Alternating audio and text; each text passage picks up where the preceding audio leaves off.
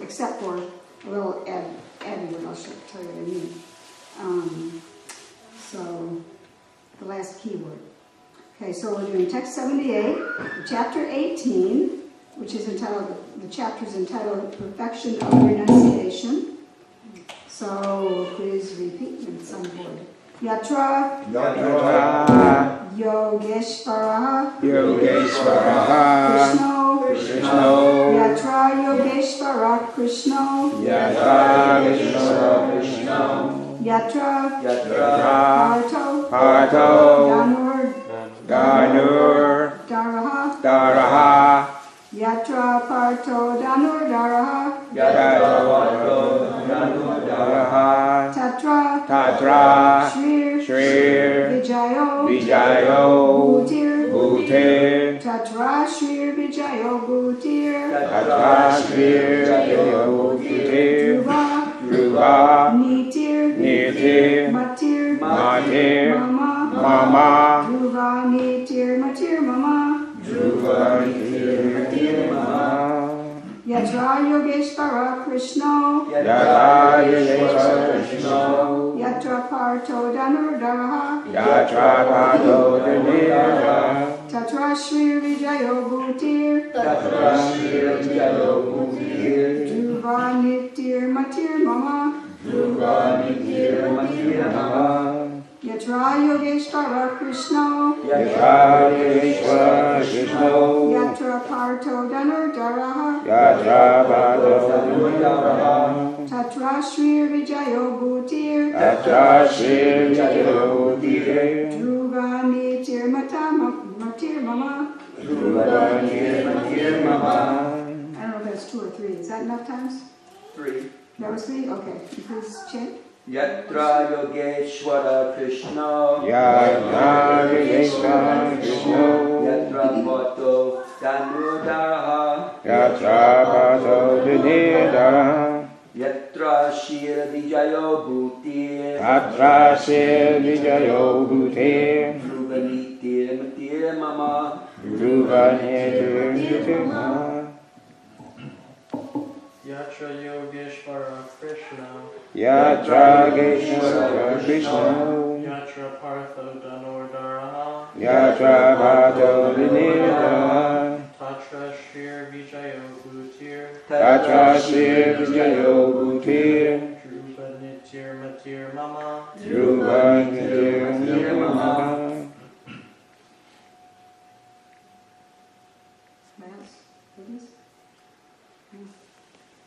Okay. The word meanings. Yatra. Yatra. Where? Where?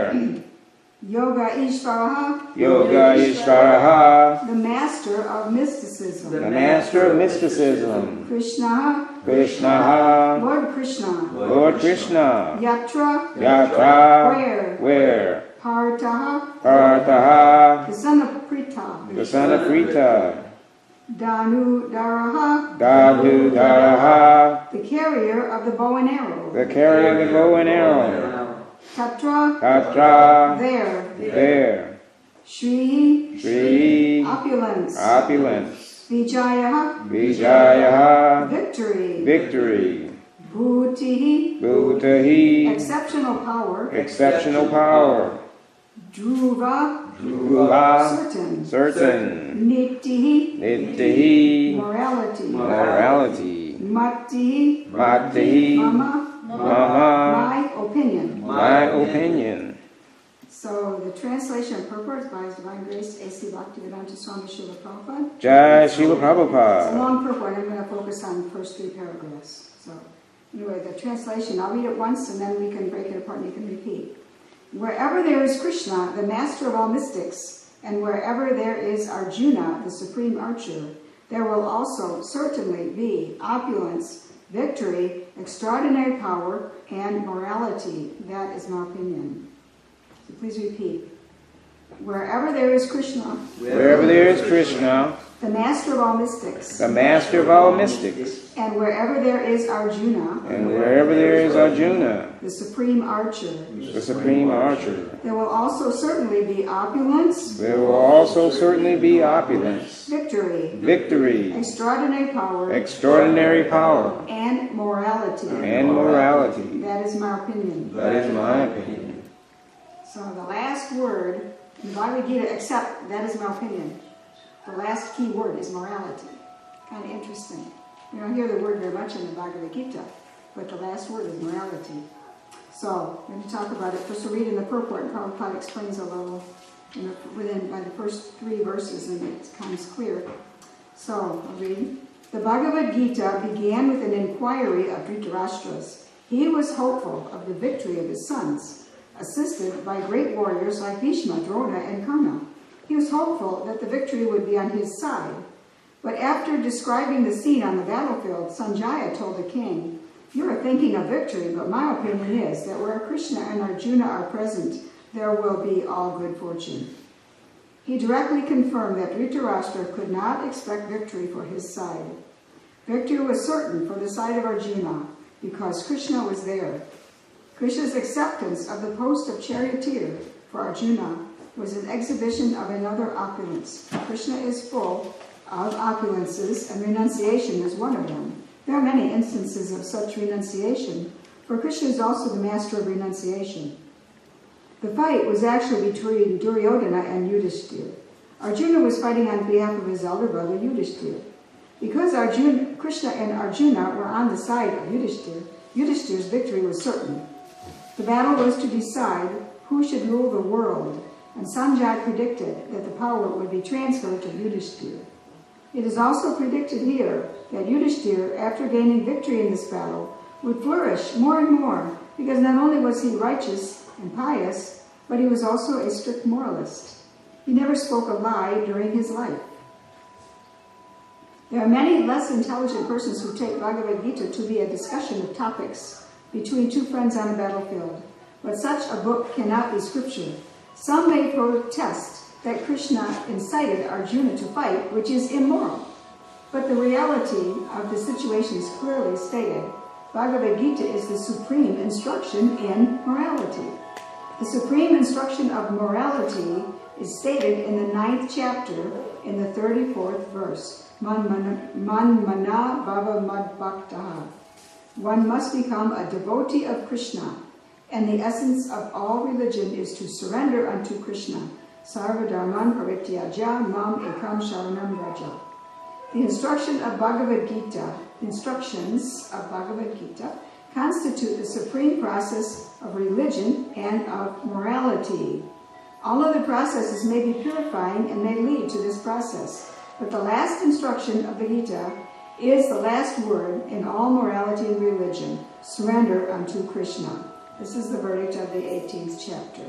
So I'll stop here instead of reading the whole purport. Just talk about this much. So we are, let's see, maybe I'll start by reading those two verses that were quoted in this last paragraph. I'll just read the whole thing and the translation. So 9:34 goes, Man mana bhava mad bhakto madhyaji mam namaskuru mam evaishyasi yuktvaivam atmanam matparayanaha. Engage your mind always in thinking of me. Become my devotee. Offer obeisances to me and worship me. Being completely absorbed in me, surely you will come to me. And then the other verse mentioned was 1866, just a little bit before. This is what's referred to as the last instruction. So, Sarva dharman parityajya mamekam sharanam vraja. Aham tvam sarvapapebhyo mokshayishyami ma shuchaha. Abandon all varieties of religion and just surrender unto me. I shall deliver you from all sinful reactions. Do not fear. So, just marked in another place and I pulled it out to read it. I have to bring a handful of bookmarks in the class. So anyways, that's those two verses. So this is reading those two verses in completion is sort of finishes up the paragraphs that I read here. And so we have some dilemma here for Arjuna. In the first chapter, Arjuna gives all kinds of moral reasons why the war should not be fought, why he should not fight in the war. Moral reasons he comes up with, really good ones. The war is wrong. First, he starts out kind of shallow. He says, we can't enjoy if we have to kill our relatives. How are we going to enjoy what we win? It's a kind of a shallower morality. He goes a little deeper. He says it's a sin. We'll go to hell. And he goes deeper. He says we're going to destroy society. And we're going to cause all kinds of people harm. So, that's not moral, Krishna. He's trying to hint to Krishna that, we're going to cause a lot of harm here. Maybe we should not do this.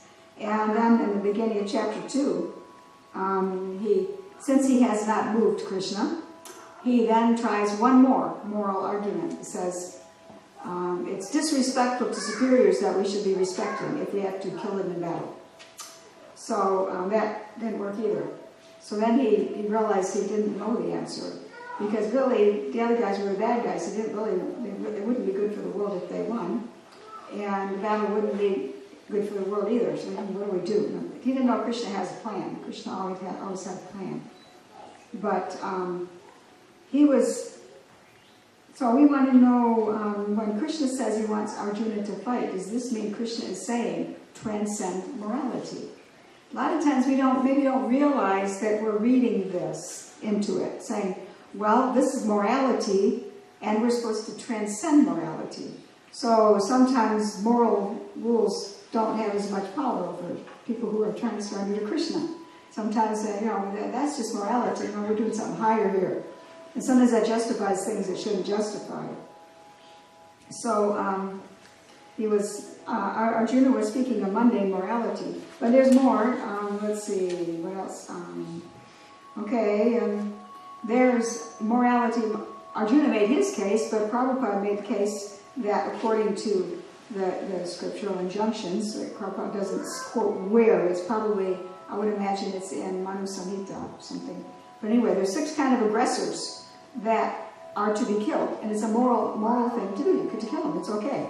And it's in 136, chapter 1, text 36, in the purport. Prabhupada explains 6 kind of aggressors it's okay to kill. And even this is reflected in our modern laws, although it's not exactly like this. Maybe certain ones you can't just kill them, but you can take action and you can call the police. Things can be done to them for doing this. So, poison giver, one who sets fire to the house, one who attacks with deadly weapons, one who plunders riches, one who occupies another's land, and one who kidnaps a wife.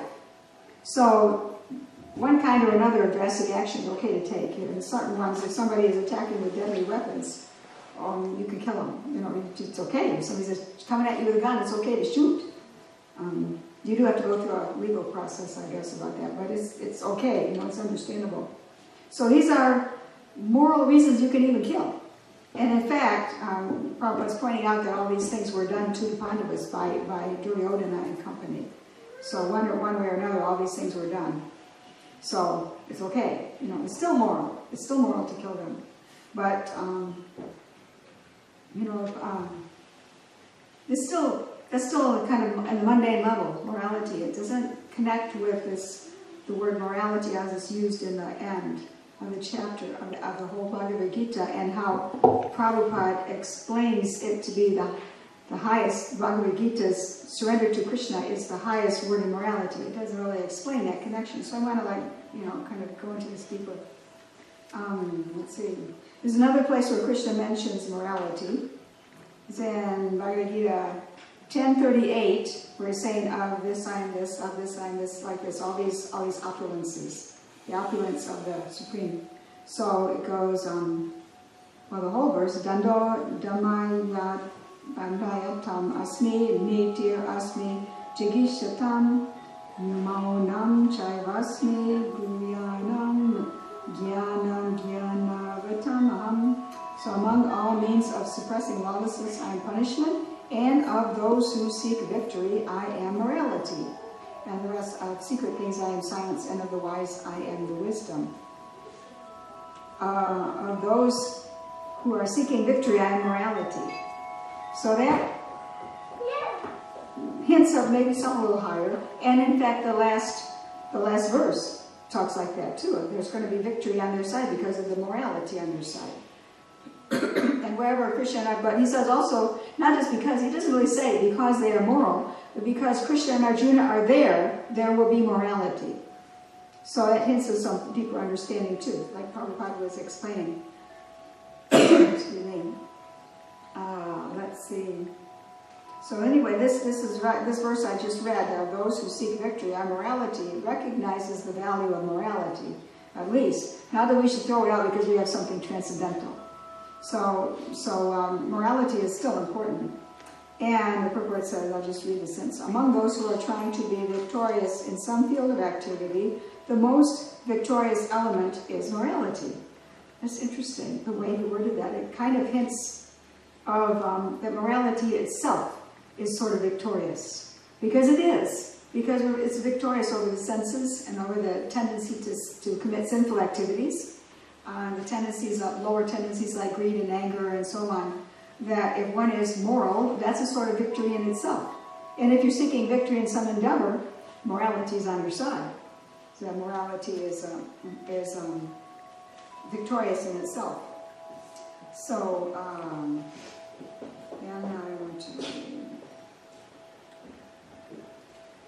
So we have, well, sum up the dilemma again. Arjuna's moral arguments, each one higher than the last. Krishna's not moved. Krishna wants war, but why? Krishna says those who seek victory on morality, and Sanjaya said the last word in the Bhagavad Gita is morality. And Prabhupada says real morality, all of a sudden he said, real morality is surrender to Krishna. So we have to examine this.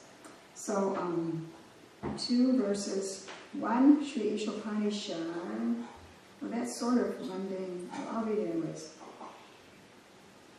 Oh, by the way, before I lose this place, this is in Srimad Bhagavatam, Canto 1, Chapter 13, verse 13, in the purport, Prabhupada says, according to Niti Shastra, civic laws. So that word nitir that we've encountered twice in the word in the verses means morality, and it means Niti Shastra is civic laws. So civic laws, it says, even one should not speak an unpalatable truth to cause distress to others. So I have civic laws in the Shastra that go all the way from the kindness of not disturbing others unnecessarily, all the way to not killing them unnecessarily or taking their belongings or something. So, with that, we go to Sri Ishopanishad.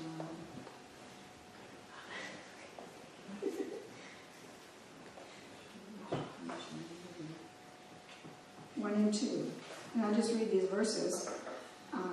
English. Everything animate or inanimate that is within the universe is controlled and owned by the Lord. One should therefore accept only those things necessary for himself, which are set aside as his quota, and one should not accept other things, knowing well to whom they belong. One may aspire to live for hundreds of years, One may aspire to live for hundreds of years if he continuously goes on working in that way, for that sort of work will not bind him to the law of karma. There's no alternative to this way for man. So everything belongs to the Lord, and we're allotted something in this world, and we should not take more. So that's greed, that's anger, that's all those negative things, trying to take more, trying to enjoy what's the Lord's instead of offering to Him. So everything belongs to the Lord. That's a hint of the higher morality, that everything belongs to the Lord. But I'm going to go just a little bit further in 435. Right after the one that says surrender to inquire from the spiritual master, which is a famous verse. Just set the setting for this. Having obtained that's 34. Just try to learn the truth by approaching a spiritual master. Inquire from him submissively and render service unto him. The self-realized souls can impart knowledge unto you because they've seen the truth. So that's the previous verse, just to set this one in place a little bit. So having obtained, this is 435, having obtained real knowledge from a self-realized soul, you will never fall again into such illusion. For by this knowledge you will see that all living beings are but part of the Supreme, or in other words, that they are mine.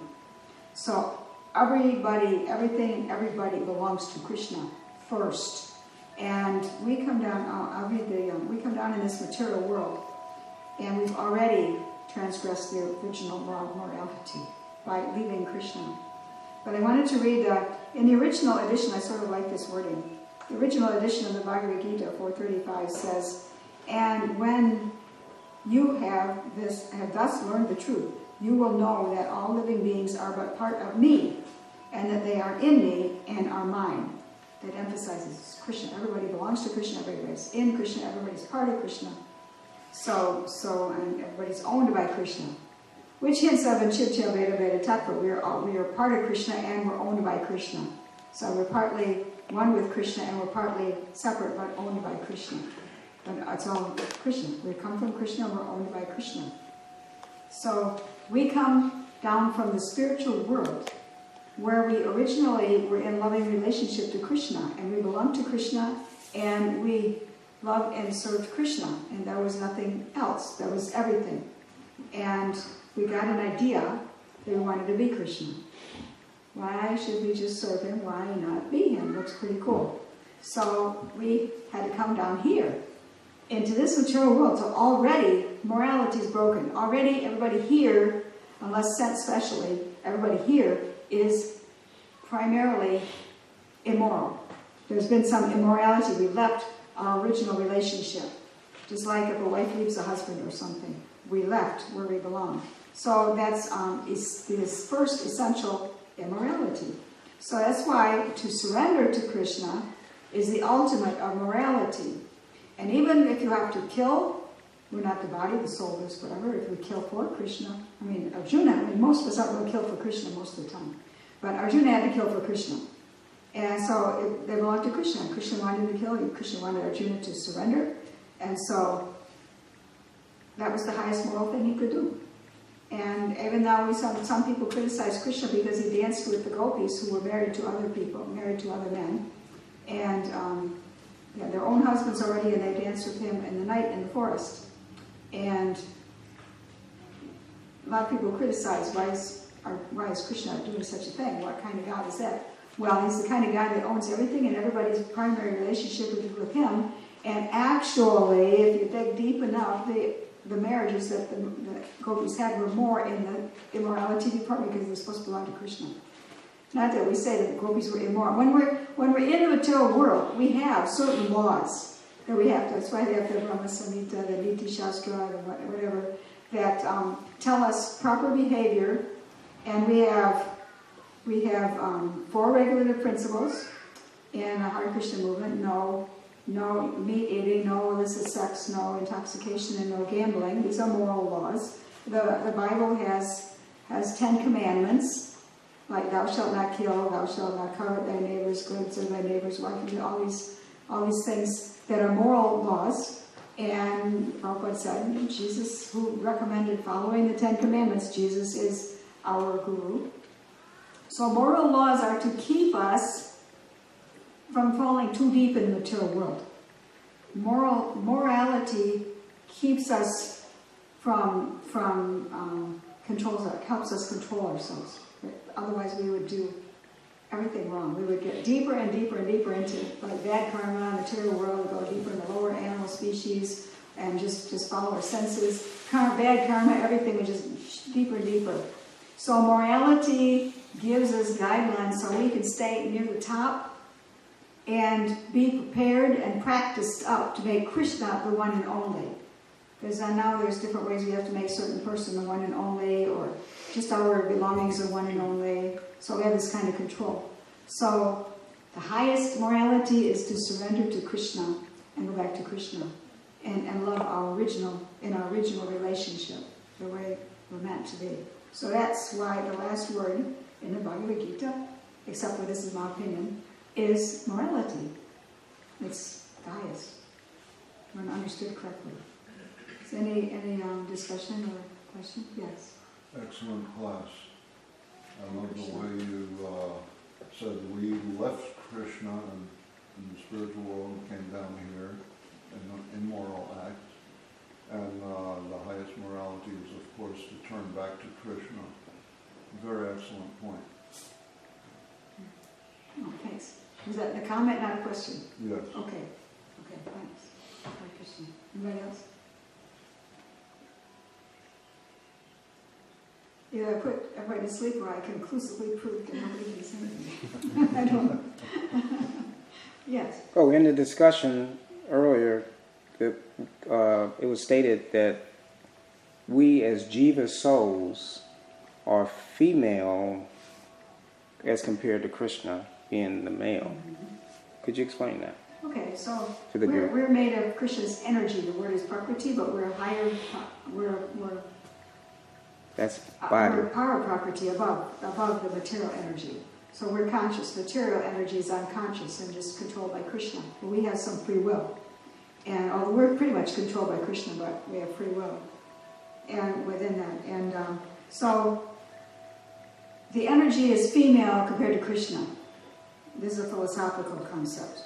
So in the spiritual world, we aren't necessarily always female because Krishna has his boy friends too, and they have parental, some are fatherly, some are motherly, servants, male and female servants, that cows and birds and everything, that male and female, everything male and female types for different kinds of relationships.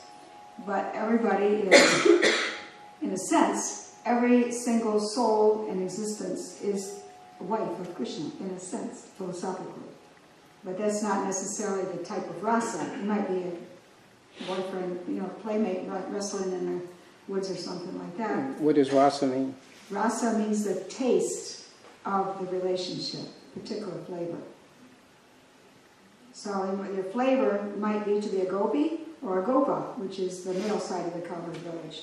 Might be to be a servant, might be to be parental, might be to be a cow or a bird singing for Krishna or something like that. So it's your taste. And there's these primary types of taste, and then within that there's different kinds of moods and the dynamics of exchange between Krishna and the individual. Does that make sense? Hopefully there's raising hand, I can't see. It's sort of glare from the windows. Okay, now part of the process of returning back to Godhead is to take prasadam. So it's after the feast of prasadam. So all glories to Srila Prabhupada, all glories to Bhagavad Gita. All glory. Thank you very much.